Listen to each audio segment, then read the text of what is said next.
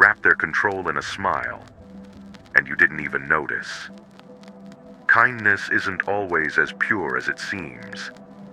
It's often a mask for something darker, a way to make you feel indebted without realizing it. It's easy to mistake kindness for care. It's easy to mistake manipulation for love. But every time they showed up with sweetness, they were collecting a piece of you. You didn't know it at first. It felt good to be wanted, to be needed. But soon, their kindness started to feel like a trap. A trap that made you question, do I owe them something? You start to realize, kindness can be used as a tool to control. It's not about making you feel loved. It's about making you feel obligated. They gave you their time, their help, their care. But what they were really giving you was a debt you'd have to repay later. They don't want your love. They want your compliance. They don't need you to choose them. They just need you to feel like you have no choice. And when you feel like you owe someone, you start acting differently. You start adjusting your behavior to match what they want. You start performing for their approval, not out of love, but out of obligation. It's subtle. At first, it feels like genuine care. You feel seen, heard, appreciated. But little by little, that kindness starts to come with strings attached. They begin to expect things, expectations you never agreed to. And every favor they give you feels more like a transaction. What you thought was love is really just a power play. Because the more you feel indebted, the less freedom you have to make your own choices. And the less freedom you have, the more control they gain. It's not just about the kindness anymore. It's about how you've been manipulated into staying small. It's time to stop believing that kindness is always pure. Because real love doesn't come with strings. Real care doesn't need anything in return. But as long as you're caught in the illusion of their kindness, you'll never be free. You'll keep playing by their rules, acting out of guilt, fear, or duty, not out of genuine desire. The moment you stop accepting their gifts with hidden costs, you start to see clearly. You realize that what you thought was affection was really just a way to keep you in line. You have to take back your autonomy. You have to reclaim your choices. Stop letting them define what you owe them. And the first step? Saying no without guilt. The first no is always the hardest. It feels like betrayal, like you're rejecting their kindness, like you're cutting off a connection. But here's the truth. You're not rejecting them. You're rejecting the control they've placed on you. You're not hurting them. You're protecting yourself. When you stop accepting their kindness as a way to control you, you start to take back your power. You realize that true respect comes from mutual freedom, not from one person always needing something in return. You are not obligated to be their emotional caretaker or their emotional punching bag. You don't owe anyone the right to drain you just because they appear kind. And when you say no, you're not being cruel. You're being honest. You've spent so much of your life saying yes to everyone else that you've forgotten how to say yes to yourself. You've been so busy trying to please others that you've lost touch with what you need. But it's time to reclaim your time, your energy, your peace. You don't have to apologize for protecting yourself. You don't have to explain why you need space, why you need silence, why you need to breathe without someone else's expectations hanging over you. You are not their emotional support system. You are not their backup plan. And you are not a tool for their comfort. You are a human, worthy of respect, worthy of peace, worthy of love that doesn't come with strings attached.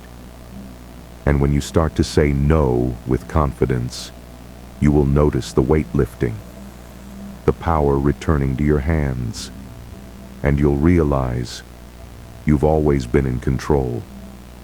You just had to stop playing by their rules. The world will keep trying to pull you back into their game. They'll guilt trip you. They'll manipulate you. They'll try to make you feel responsible for their emotions. But now, you're stronger than their tactics. You've stopped playing their game and started playing your own. You're no longer at the mercy of their kindness. You're no longer at the mercy of their expectations. You've built your own boundaries, and you're standing behind them with pride. And the more you protect yourself, the more respect you earn. Not from begging for it, but from setting the standard of how you deserve to be treated. You don't have to be liked. You don't have to be needed. You just have to be respected. The real power doesn't come from the control of others. It comes from the freedom of choosing yourself. When you start to say no to what doesn't serve you, you begin to clear the path to what does. You start seeing yourself differently, not as someone who needs to be constantly validated, not as someone who needs to prove their worth, but as someone who is enough just as they are. This isn't a world where you have to shrink to fit in. This is a world where you stand tall, in your truth, in your boundaries, in your power. And the more you own that power, the less you care about fitting into someone else's mold. You don't need their approval anymore, because you've found something even more valuable, your own respect. Freedom isn't about running away from everything that scares you. It's about standing still in your own truth, unmoved by the world's noise, undistracted by the people trying to pull you back into their chaos. The more you reclaim your time, your energy, the less you'll care about what others think. You'll realize that their opinions don't define you. Your peace, your choices, your voice, that's what matters now. You've stopped giving away pieces of yourself to fit in, and you've started taking those pieces back to build something stronger, something real. You're no longer bending to fit their mold. You're breaking it. And with each no you say, you step further into your own power. You've spent so long trying to fit into someone else's world, but now you're creating your own. You're not shrinking to make space for others anymore. You're expanding to make space for yourself. No more compromises, no more silence, no more pretending you're someone you're not, just to make people comfortable. This is where you stop apologizing for being you. This is where you stop dimming your light to fit into their shadows. You have everything you need to thrive, and it's all within you. Your strength, your worth, your freedom. No one else can define you. Not anymore. You're the author of your own story, the creator of your own future. And now that you've stepped into that power, there's nothing that can stop you. You're no longer just surviving. You're thriving. You're no longer waiting for the world to accept you, because you've already accepted yourself. You've let go of the fear of rejection. You've let go of the need to fit in. You've let go of the need to prove anything to anyone. And in that letting go, you've discovered the power of being. No more running after validation. No more pretending to be what others want. No more compromising your peace for someone else's comfort. Now, you walk through the world as yourself, with full confidence, full presence, and full ownership of your life. You've created a life that's uniquely yours, one that doesn't need permission to exist. This is the final step, the moment you realize you've been everything you needed all along.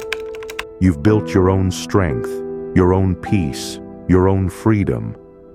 You're not waiting for the world to change anymore. You've changed. You're not waiting for permission to be yourself. You've already given it to yourself. And now, no one can take that from you. Not the world, not the opinions, not the people who tried to hold you back. You've created a life that's fully yours, a life built on your truth, a life built on your power. And this is just the beginning.